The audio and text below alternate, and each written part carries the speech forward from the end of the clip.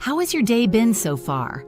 Hello, we're AITA Stories, and today we're sharing a brand new original story with you. Amelia Carter climbed the staircase to her bedroom, one careful step at a time, her hand sliding along the cool wooden railing as if it were the only solid thing keeping her upright. Her legs felt heavy, strangely unreliable, as though they belonged to someone else.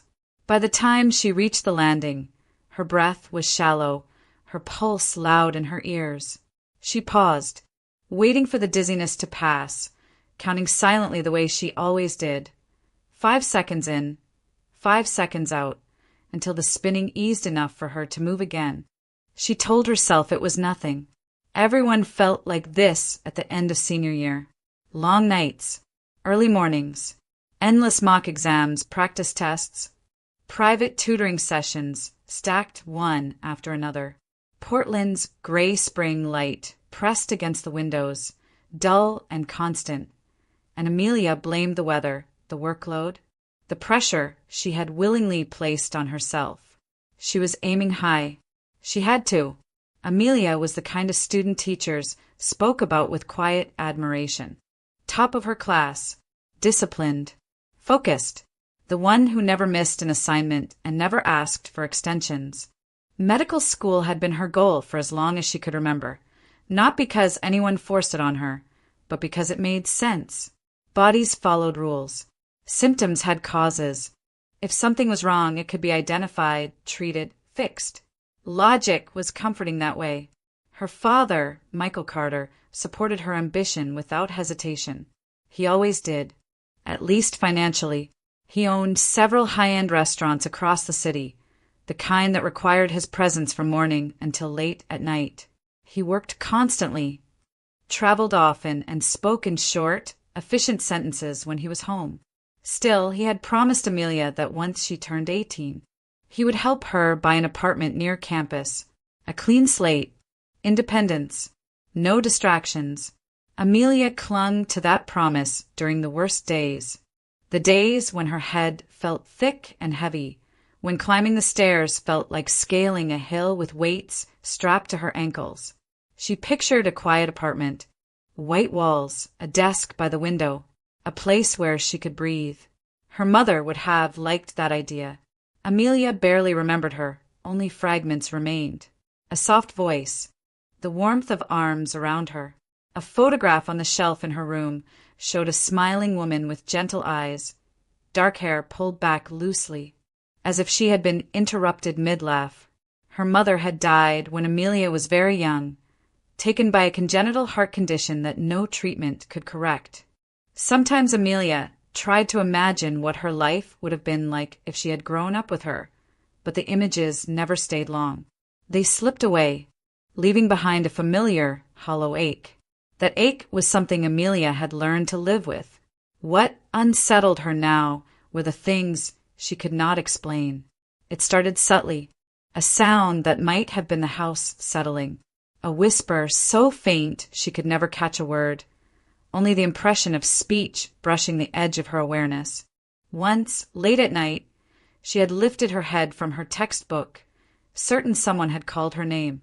The hallway outside her door had been empty, silent, the air unmoving. She told herself she had imagined it. Stress could do strange things to the mind. Every medical forum, every psychology article said the same thing. Sleep deprivation, anxiety, overstimulation, perfectly normal under pressure. Still, there were moments when Amelia felt watched. Not in a dramatic way, not like fear in a movie scene, but something quieter, more insidious. A prickle along her spine when she crossed the living room, a tightening in her chest when she reached for a glass in the kitchen. She never turned around fast enough to catch anything out of place. Everything always looked exactly as it should. Logic, she reminded herself. Panic solved nothing. When the whispers came, soft, indistinct, barely there, Amelia pressed her lips together and focused on what she could control. Facts, numbers, deadlines. She studied harder, slept less, drank more coffee. If her body protested, she ignored it. If her mind drifted, she pulled it back by force. She did not tell her father. She did not tell anyone. There was no point in alarming people over sensations she could not prove. Amelia knew what happened to young women who admitted to uncertainty, to weakness. They were watched more closely, questioned, redirected for their own good. And Amelia could not afford that. Not now. Not when her future was so close she could almost reach it. Whatever this was, she decided it would pass. She would make sure of it. When Amelia thought of safety, her mind did not go to the large house in Portland or to the quiet efficiency of her father's world.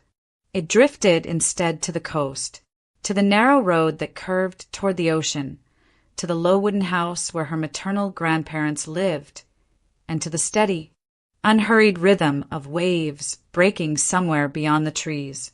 Every summer of her childhood had followed the same pattern. As soon as school ended, Amelia was sent away from the city and its polished surfaces to the small coastal town near Newport, where time moved differently.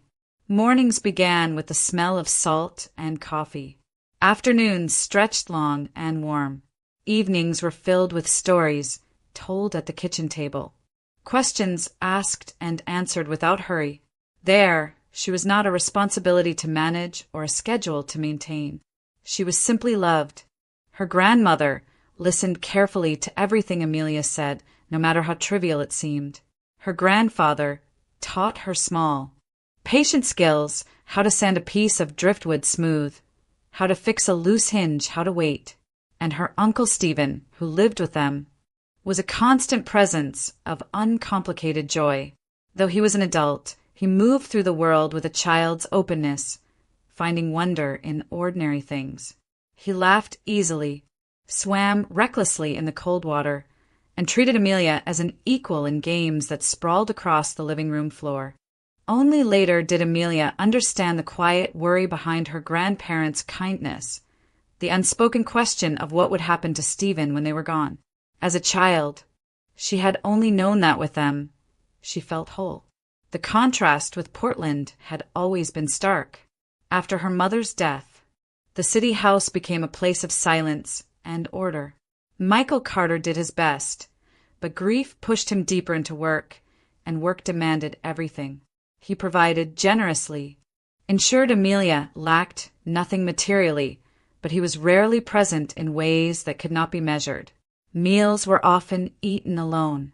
Conversations were brief, efficient, focused on school performance and logistics.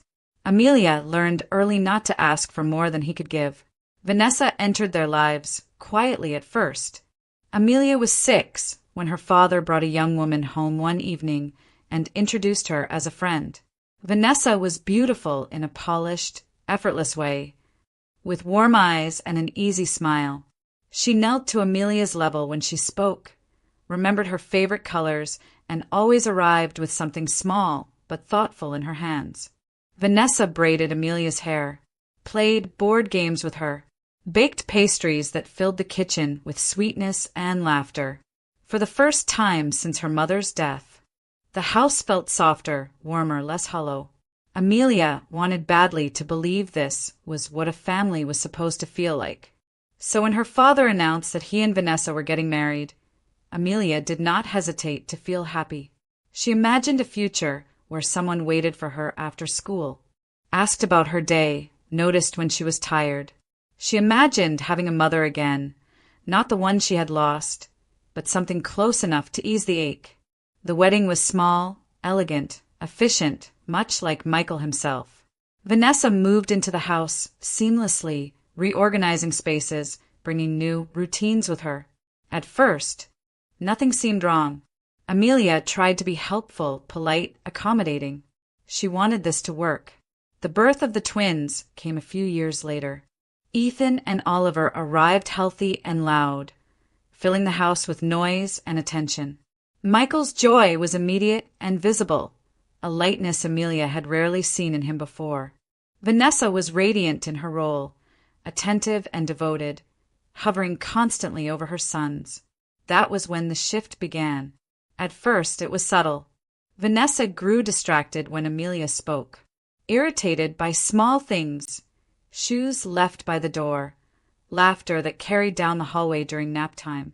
Complaints were framed as concerns, corrections as guidance. Amelia was told to be quieter, more considerate, less demanding. Then the warmth disappeared entirely. Vanessa stopped asking about Amelia's day, stopped sitting with her at the table. Her tone hardened, her patience thinned. Amelia's presence became something to manage rather than welcome, a complication, an inconvenience. Michael noticed little. When tensions surfaced, he smoothed them over with explanations. Vanessa was tired. Motherhood was demanding. Adjustments took time. Amelia listened, nodded, tried harder. She told herself it was temporary, that if she stayed out of the way, if she succeeded quietly, if she asked for nothing, things would improve. But the house never warmed again. And slowly, without any single moment to mark the change, Amelia stopped feeling like a child at all. The whispers did not fade the way Amelia expected them to. Instead, they grew clearer, more deliberate, as if whatever had once lingered at the edges of her awareness was slowly learning how to speak. At first, the voices came only when the house was quiet. Late at night, when the lights were off and the city outside had settled into its low, distant hum, Amelia would pause over her textbook, pen suspended in midair, certain she had heard someone murmuring just beyond her door. The sounds were never loud. They did not shout or command. They hovered, indistinct, fragmented, impossible to pin down. By the time she stood and opened the door, the hallway was always empty. Soon it was no longer just sound. Amelia began noticing movement where nothing should have been. A dark shape slipping across the edge of her vision. A shadow where no object stood. When she turned her head directly toward it, the shape dissolved, leaving behind only the unsettling awareness that something had been there a moment before. She tested herself constantly, blinking hard, rubbing her eyes, checking the light. Everything else looked normal. The furniture remained where it belonged. The walls did not shift. The house did not change. That was what frightened her most. Amelia understood enough about the mind to recognize danger when she saw it. Hallucinations were not something to dismiss lightly. Yet, she also knew that stress, exhaustion, and anxiety could distort perception. She was under immense pressure. Anyone would be. That explanation was rational, measured, acceptable. Still, she could not ignore the quiet alarm sounding somewhere inside her. Something was wrong. She did not lose time. She did not forget where she was. She did not confuse imagination with reality. The voices, the shadows, she knew they were not real, even as she experienced them. That awareness became her anchor. As long as she could identify the symptoms, name them, analyze them, she believed she remained in control. Vanessa, however, was watching. It started with glances, brief, assessing looks when Amelia entered a room. Vanessa began asking small questions, casual on the surface. Had Amelia eaten? Did she remember to turn off the stove? Had she locked the door? The questions carried no obvious accusation, but they lingered uncomfortably, as if each answer were being weighed. When Amelia forgot something trivial, a glass left on the counter, a light still on in the bathroom, Vanessa noticed. She made a point of correcting it, sometimes loudly, sometimes with a sigh heavy enough to fill the room. Amelia sensed the shift in attention, the way her movements were tracked, catalogued. She tried to be more careful, more precise. She double-checked everything she touched, every task she completed. The effort left her exhausted, her head aching by evening, but she did not complain. Michael remained distant, as always, but the tone of his questions began to change. Vanessa spoke to him privately. Amelia never heard the full conversations. Only fragments carried down the hallway or overheard through partially closed doors. Words surfaced again and again, wrapped in concern. Withdrawn, strange, forgetful. Vanessa never sounded alarmist. She framed everything as worry, as a mother's instinct to protect her family. "She's not herself lately," Vanessa said once, her voice calm but firm. "I'm just saying we should pay attention." Michael listened. Amelia could see it in the way his gaze lingered on her now. No longer neutral, but searching. He began asking questions of his own. Was she sleeping enough? Eating properly? Why did she look so pale? Why did she seem distracted? Amelia answered honestly, carefully. She mentioned stress, exams, preparation. She avoided anything that might sound uncertain, anything that could be interpreted as weakness. She knew how easily narratives formed, how quickly concern could turn into something else. It was Michael who insisted on seeing a doctor. He presented the idea as a precaution, nothing more, a discreet consultation, anonymous if necessary, just to rule things out. His tone was practical, reassuring. But Amelia felt the floor tilt beneath her feet as he spoke. She nodded, forcing herself to appear calm, but inside panic flared. Medical scrutiny was not neutral. Records followed people. Diagnoses lingered. She knew what even a suggestion of mental instability could mean for her future. Medical school required disclosures. Licenses required evaluations. One label, one note in the wrong place, and everything she had worked toward could vanish. That fear lodged itself deep in her chest. Amelia did not protest. She did not argue. She told herself that cooperating was safer than resisting, that transparency would protect her. But as she lay awake that night, listening to the house breathe around her, the whispers returning in faint, mocking fragments, she wondered when concern had quietly transformed into suspicion, and how far it would go. Lucas Miller had been part of Amelia's life for so long that she sometimes forgot there had ever been a time without him. They had met in elementary school, bonded first by proximity and later by habit, until his presence became something steady and unquestioned. Lucas was the kind of person who noticed details others overlooked. When someone was quieter than usual, when a smile didn't quite reach the eyes, he never demanded explanations. He waited. That was why Amelia trusted him. They met after school near the older wing of the building, where the stairwell leading up to the unused attic level offered a narrow windowsill that overlooked the city. It had become their place over the years, a quiet corner no one else cared about, a space that felt temporarily removed from the rest of the world. The late afternoon light slanted through the dusty glass, turning the air pale and still. Lucas noticed immediately that something was wrong. Amelia's movements were slower than usual, her shoulders drawn tight, her expression distant. He didn't comment right away. He simply sat beside her, close enough to be present, but not intrusive. When she finally spoke, the words came out quietly, as if she were afraid they might echo too loudly. She told him everything, about the whispers that surfaced when the house was silent, about the shadows that slipped into her peripheral vision and vanished when she turned, about the fear she carried, not of the experiences themselves, but of what they might mean. She admitted that she knew these things were not real, that she was aware enough to recognize them as symptoms, and that knowledge was the only thing keeping her grounded. Lucas listened without interrupting.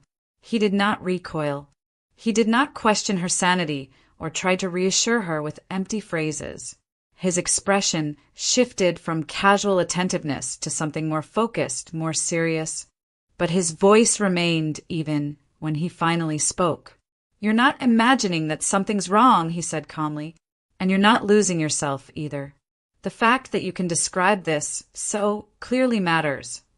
Amelia exhaled, the breath she hadn't realized she was holding leaving her all at once. She had braced herself for disbelief, for panic, for the kind of overreaction that turned concern into catastrophe. Instead, Lucas treated her confession like a problem to be approached, not a crisis to be feared. He asked measured questions. When had it started? How often did it happen? Did anything make it better or worse? Amelia answered honestly, surprised by how much easier it was to speak once she had begun. The weight she had been carrying alone for months felt lighter, as if simply naming it had reduced its power. When she finished, Lucas was quiet for a moment.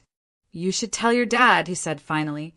"Not because you're in danger right now, but because you shouldn't have to handle this alone. And because getting help early is better than waiting until someone else decides for you." The thought made Amelia tense. She stared out the window, watching cars move slowly along the street below.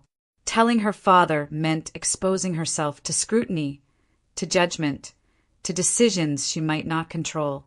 Yet hearing the suggestion framed this way, practical, protective, shifted something inside her. "I'm scared," she admitted, "of what it could cost me." "I know," Lucas said, "but hiding it could cost you more." He didn't promise that everything would be fine. He didn't offer guarantees. What he offered instead was presence. He took her hands briefly in his, grounding, steady. "Whatever happens," he said, "you won't be dealing with it alone. I'm here." That was when Amelia felt it, a small but unmistakable easing in her chest. The constant tension, the vigilance she maintained every waking moment, loosened its grip just enough for her to breathe freely. For the first time in months, she did not feel isolated inside her own mind. Their bond shifted that day, though neither of them named it. It wasn't romance. Not yet. It was something quieter and deeper. Trust built not on declarations but on understanding.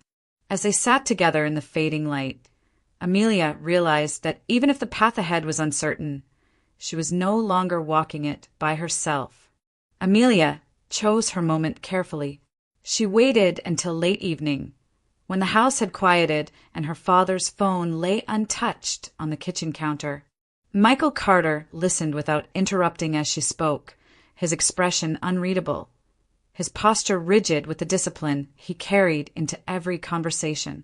She told him about the whispers, the shadows, the dizziness that came without warning.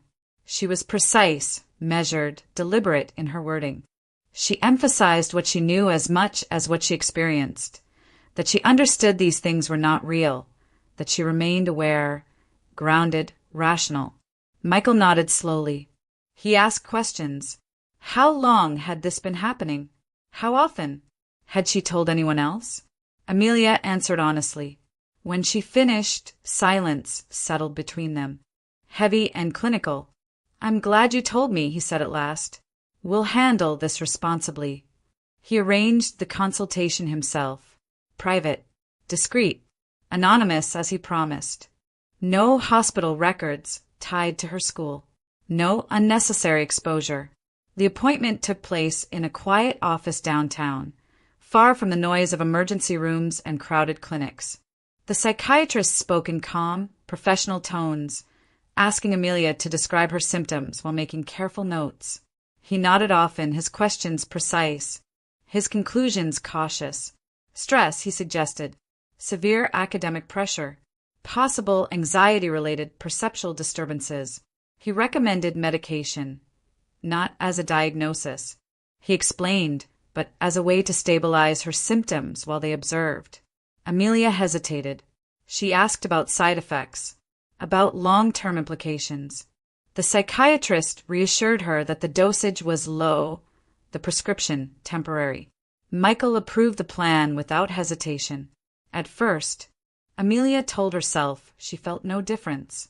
She took the pills exactly as directed, recorded how she felt in a small notebook, monitored her reactions with the same discipline she applied to studying. Within days, however, her body began to protest. The nausea came first, sharp and unpredictable. She struggled to eat, forcing down small meals she barely tasted. Then came the fatigue, a deep, bone-heavy exhaustion that sleep did not relieve. Getting out of bed felt like pushing against a current that pulled her back under. Concentration became difficult. Words blurred on the page. Her thoughts moved more slowly, as if wading through thick water. The whispers did not disappear. The shadows did not vanish. If anything, Amelia felt less equipped to fight them. The medication dulled her edges without sharpening her clarity, leaving her trapped in a fog she had not asked for. Vanessa noticed immediately. She commented on Amelia's pallor, her slowed movements, her quiet. Her concern was carefully calibrated, never loud, never dramatic. She asked Michael if he had seen how unsteady Amelia looked lately, how often she forgot things, how she sometimes seemed distant even during conversations. She framed everything as worry, as vigilance. "She didn't used to be like this," Vanessa said one evening, her voice low, almost tender. "I'm just afraid she's getting worse." Michael watched Amelia more closely after that. His gaze followed her through rooms, lingered when she paused too long on the stairs, tightened when she pushed food around her plate without eating. He began asking her to rest more, to step back from studying, to let things wait. His concern, once rooted in trust, shifted subtly toward fear. Amelia felt it immediately. She tried to explain that the medication made her tired, that the side effects were temporary, that she could manage.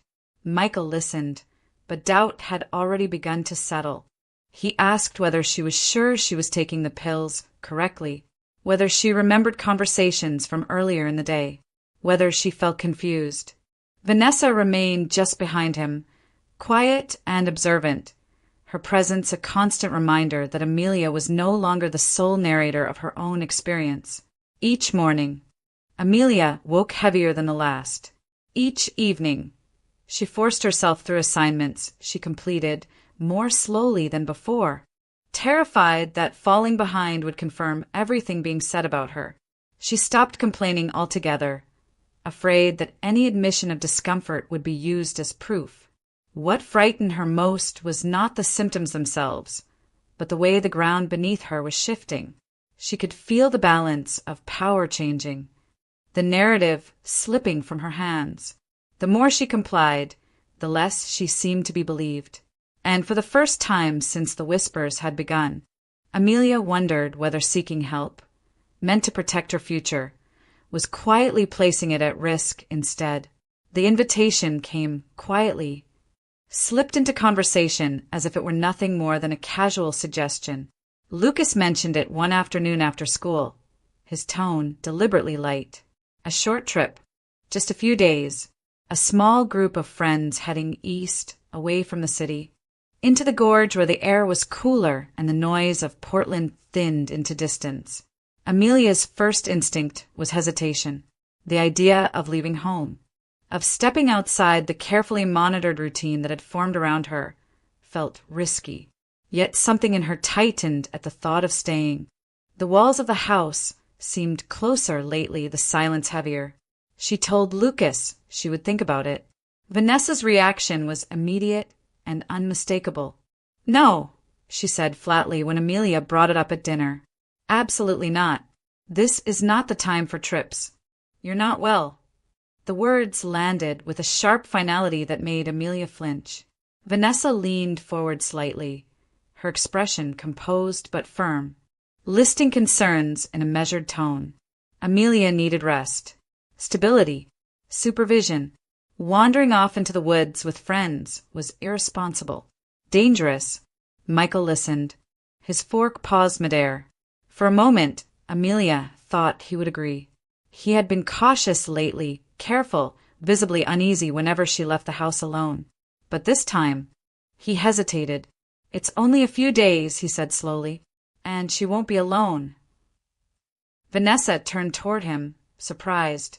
She repeated her concerns, emphasizing Amelia's condition, the medication, the unpredictability. Michael considered this, then shook his head. "Staying cooped up here isn't helping," he said. "Fresh air might do her good." Amelia said nothing. She kept her eyes on her plate, afraid that any sign of eagerness would be interpreted as recklessness. When Michael finally nodded, granting permission with a few practical conditions, relief washed through her so suddenly it left her light-headed. They left early the next morning. As the city receded behind them, replaced by winding roads and dense stretches of green, Amelia felt something inside her begin to loosen. The air changed as they drove deeper into the gorge. Cooler, cleaner, carrying the scent of water and earth. When she stepped out of the car at their campsite, the first thing she noticed was the quiet, not the oppressive silence of the house, but a living stillness filled with wind, distant birds, the low rush of the river nearby. The whispers did not follow her. She waited for them, tense at first, bracing for the familiar intrusion. It never came. No murmurs brushed her thoughts. No voices threaded through the quiet. When she glanced sideways, expecting shadows to flicker at the edge of her vision, there was nothing, only sunlight filtering through leaves, solid and unambiguous. The clarity startled her. By the second day, Amelia felt different in ways she had almost forgotten were possible. She woke without nausea.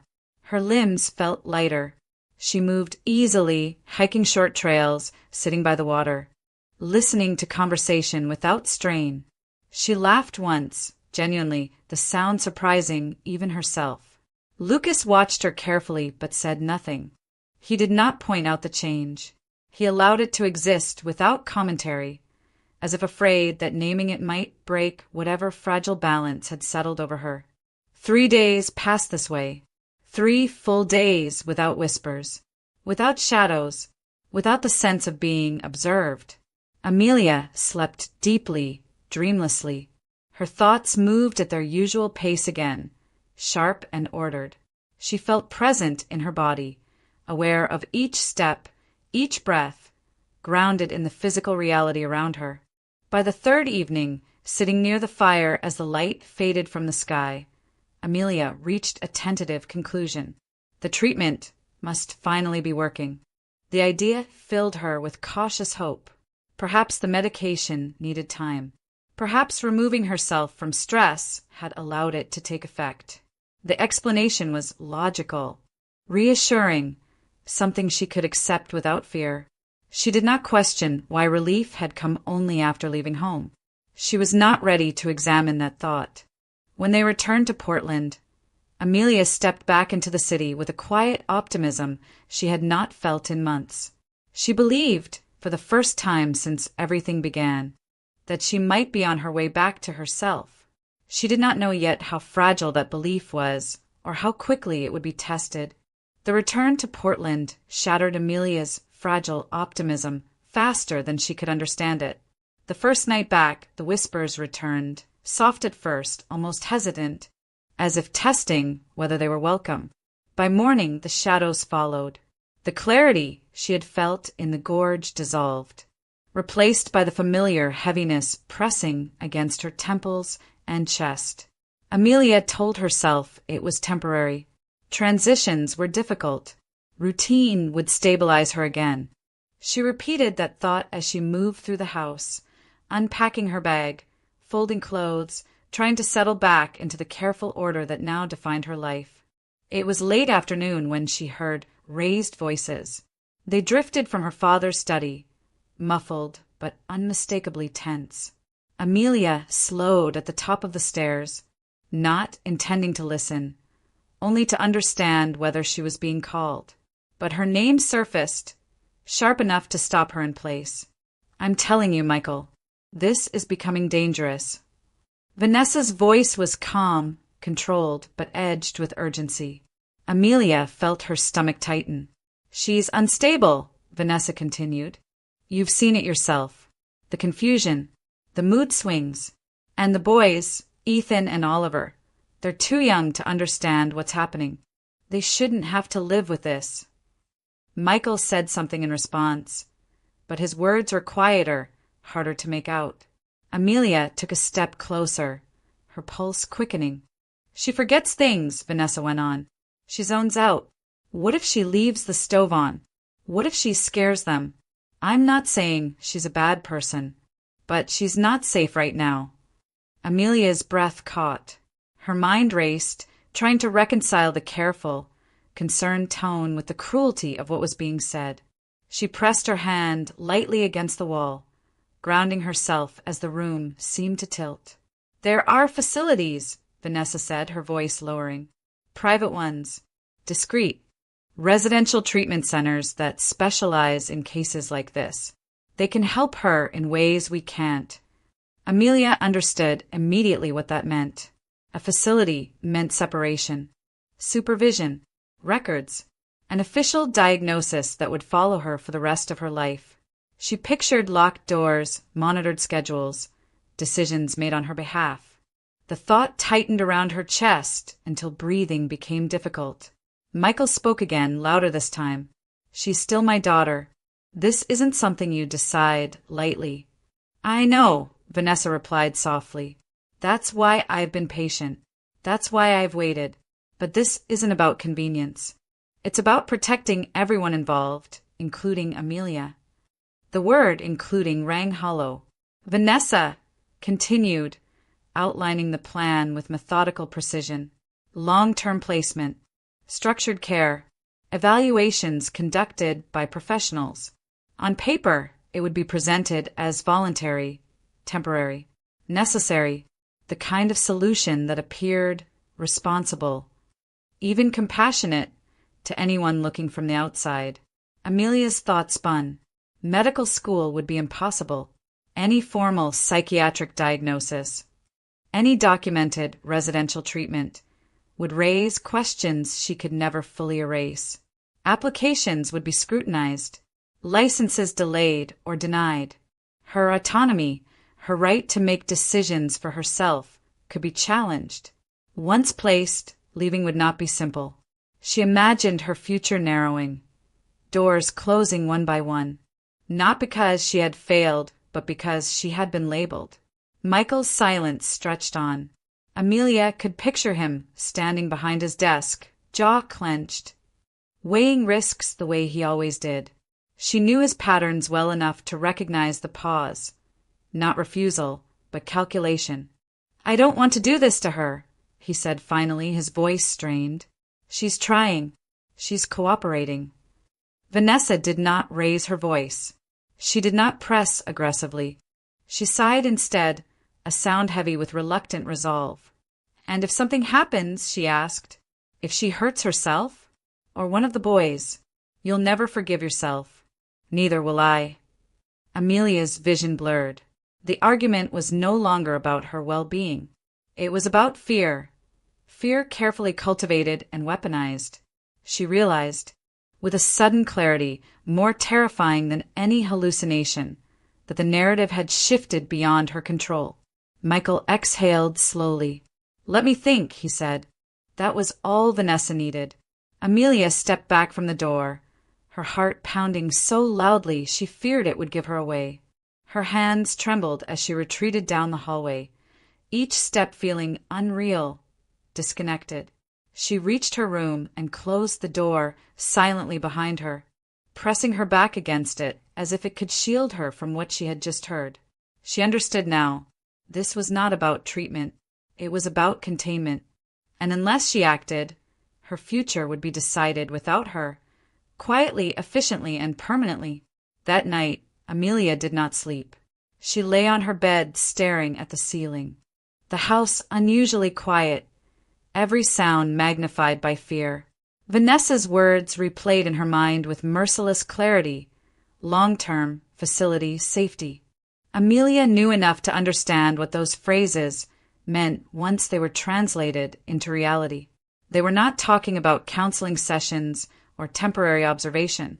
They were talking about containment. As dawn crept through the curtains, Amelia opened her laptop. She searched for the name Vanessa had mentioned. The website loaded slowly.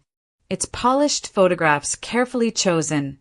Green lawns, bright common rooms, smiling patients in yoga classes. Everything looked serene, reassuring, too reassuring. She clicked deeper. Fine print replaced marketing language. Residential commitment.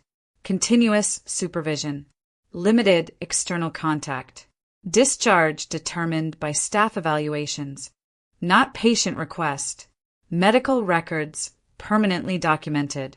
Amelia's hands grew cold. This was not help. It was a place people were sent when their autonomy was no longer trusted. Once admitted, She might not be allowed to leave for months, possibly years. The idea that this could happen just weeks before her 18th birthday made her stomach twist. She would lose her chance to start medical school, lose control over her future before it even began. Her chest tightened as a familiar whisper brushed the edges of her hearing. She closed the laptop and pressed her palms to her temples, forcing herself to breathe. The fear was feeding it. She knew that now. Panic always made everything worse. She didn't hesitate again. Amelia grabbed her phone and called Lucas. He answered immediately, his voice alert despite the early hour. Amelia didn't waste time trying to soften the truth. She told him everything, what she had overheard, what she had found online, what she believed would happen next. There was a brief silence on the other end of the line. "Then you can't stay there," Lucas said simply. "Not even another day." "I know," Amelia whispered, "but I don't know where to go." "I do," he replied. "My grandmother's apartment. She's at her summer place until fall. It's empty, safe. You can stay there as long as you need." The word safe settled something inside her. They moved quickly. Amelia packed only essentials, documents, clothes. Her laptop.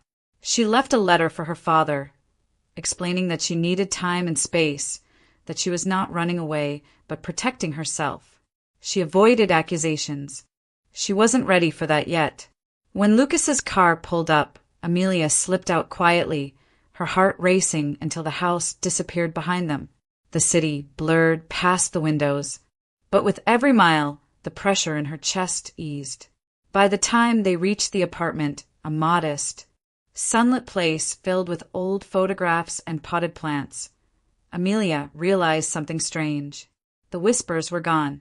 Hours passed, then an entire day. No voices, no shadows, no dizziness. Her head felt clear in a way it hadn't for months. She waited for the symptoms to return, half expecting them to surge back once the adrenaline faded. They didn't. That night, Amelia slept deeply, dreamlessly. When she woke, she felt rested, truly rested, for the first time in what felt like a year. By the third day, the pattern was impossible to ignore. She felt normal, not numb, not detached, normal. Her appetite returned. Her thoughts were sharp. She laughed at something Lucas said and realized, with quiet astonishment, that the sound did not feel forced. Sitting at the small kitchen table, Amelia stared at her hands. Steady and calm. "This only happens at home," she said slowly. Lucas looked up from his coffee. "What does?" "The symptoms," she replied. "They disappear everywhere else. On the trip. Here. Every time I'm away. I'm fine." The words hung between them. Lucas didn't rush to fill the silence. He leaned back in his chair, his expression thoughtful rather than alarmed. "Amelia," he said carefully, "have you considered that something at your house might be causing it?" She frowned. "Like stress?" "Or something physical," he said. "Something you're exposed to regularly." The idea settled into place with unsettling ease. Food, drinks, medication. Her mind replayed months of meals eaten at home. The way Vanessa insisted on handling certain things personally. The way symptoms worsened gradually, predictably, only in that environment. Amelia's pulse quickened, not with fear this time, but with a growing, icy clarity. "You think I'm being poisoned," she said. Lucas didn't flinch. "I think it's a possibility we can't ignore." The word felt unreal, almost absurd. And yet, nothing else explained the pattern. For the first time since this began, Amelia felt something she hadn't dared to feel before. Hope. Not the fragile hope that things might simply pass, but the sharper kind, the kind that came from understanding.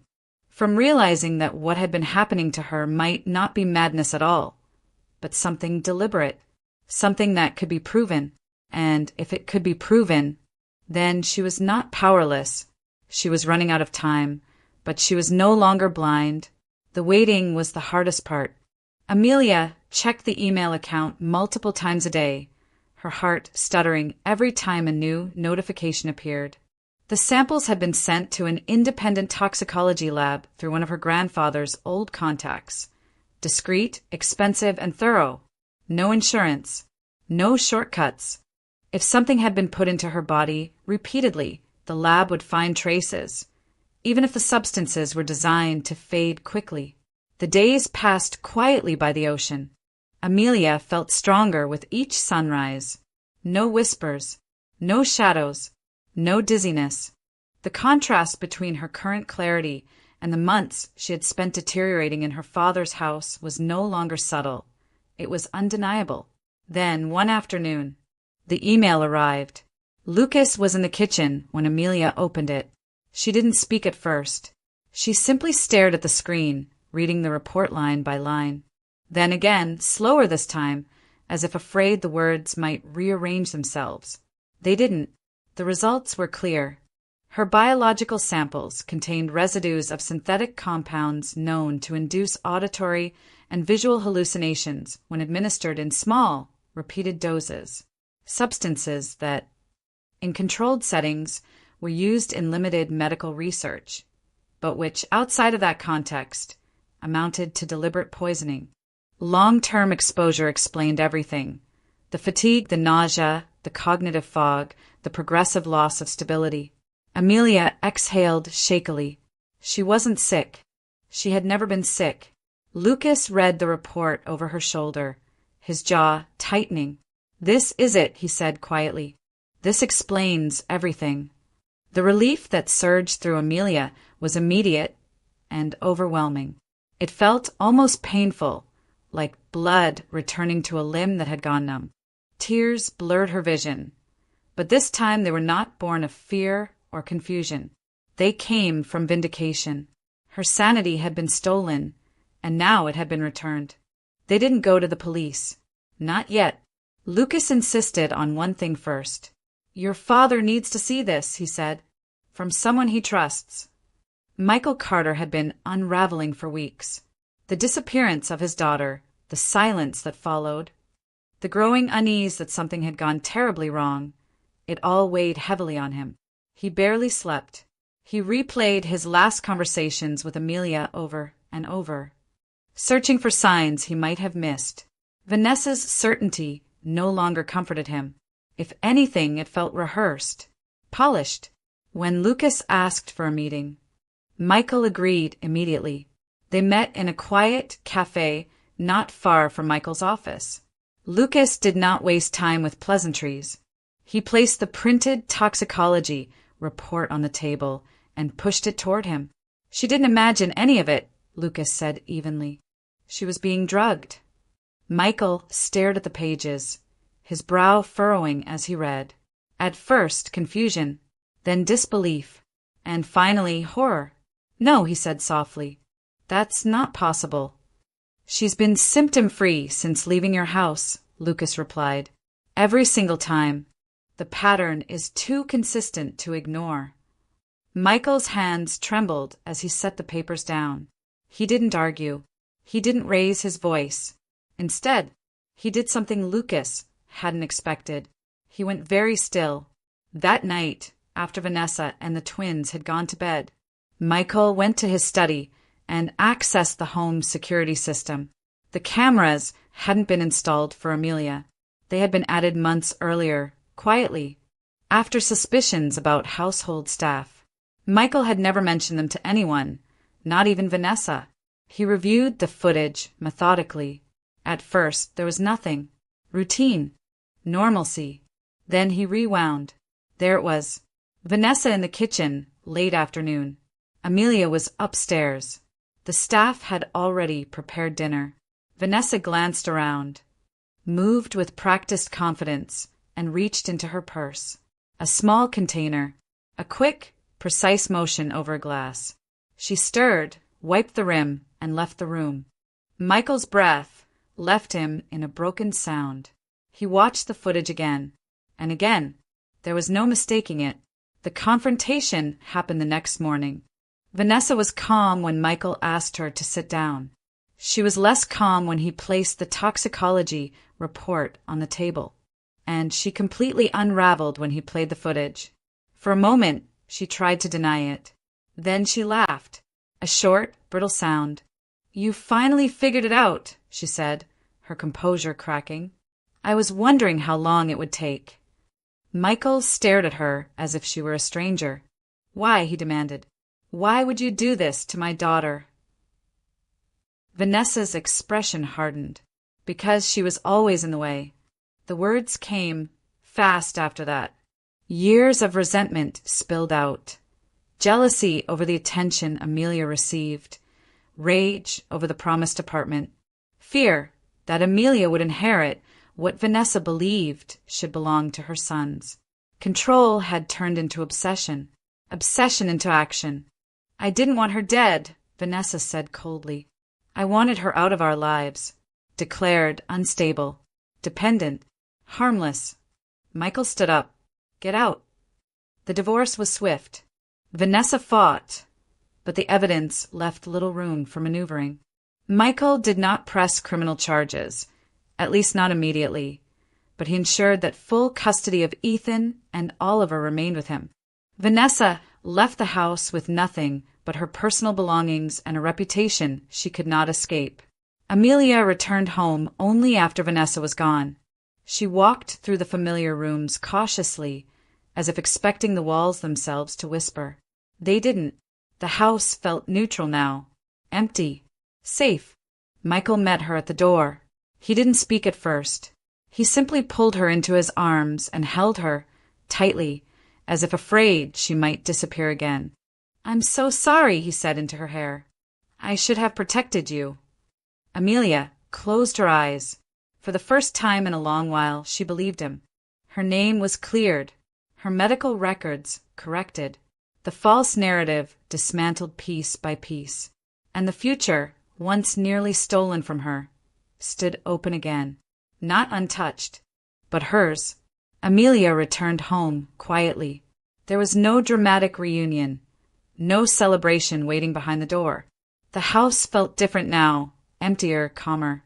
Stripped of attention she had lived with for so long that she had stopped noticing it. The air felt lighter, the rooms no longer pressed in on her. She noticed it immediately. No whispers followed her down the hallway. No shadows lingered at the edges of her vision. Her body moved easily without resistance, without that constant sense of fighting itself.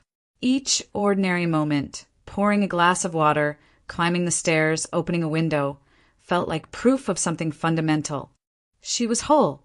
The weeks that followed confirmed it. Amelia's recovery was steady and complete.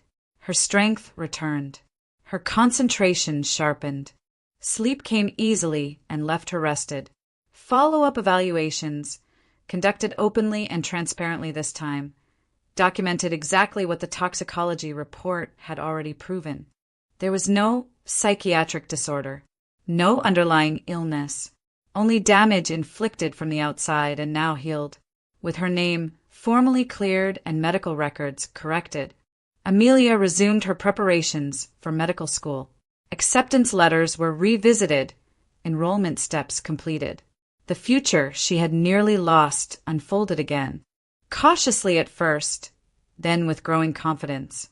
She studied anatomy in the evenings, not with desperation this time, but with quiet determination.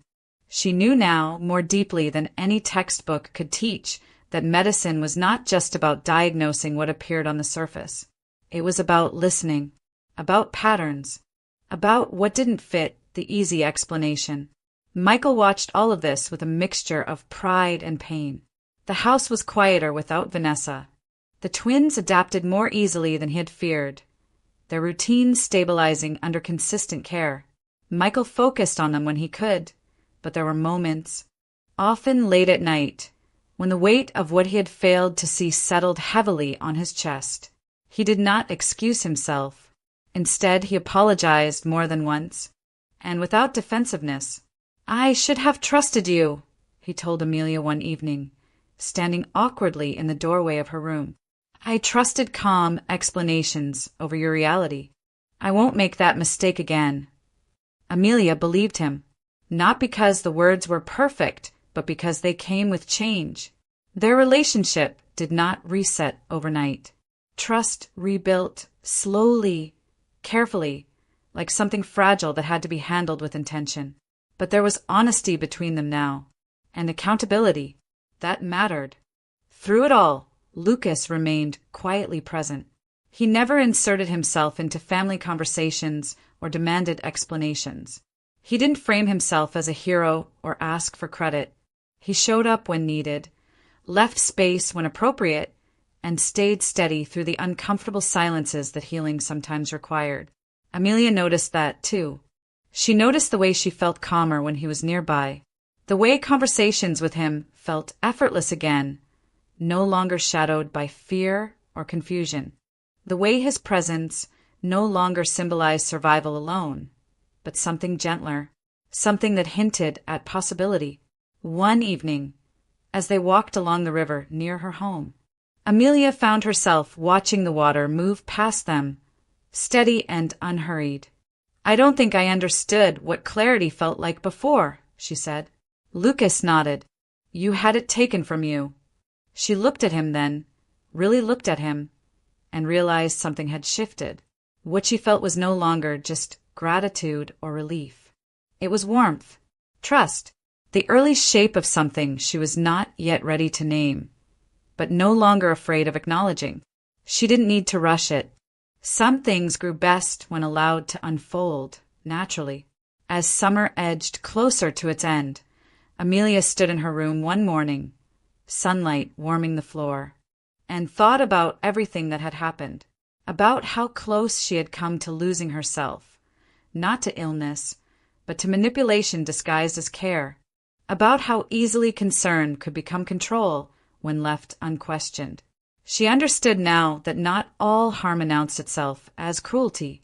Sometimes it arrived gently, with soft voices, with reassurances, with explanations that sounded reasonable enough to accept, especially when repeated by someone close. The most dangerous doubt, she realized, was the kind planted slowly until a person began to mistrust their own clarity. Survival, in her case, had required walking away before she had proof, trusting the pattern instead of the appearance, believing her own experience even when others questioned it. That lesson would stay with her far longer than the fear ever had, and it was one she would carry into her future, not just as a student of medicine, but as a person who understood the cost of ignoring one's own truth. Because not all illnesses come from within. Some harm wears the face of family, and sometimes the bravest thing a person can do is step away from the place that insists they are broken, long before the evidence is ready to speak for them.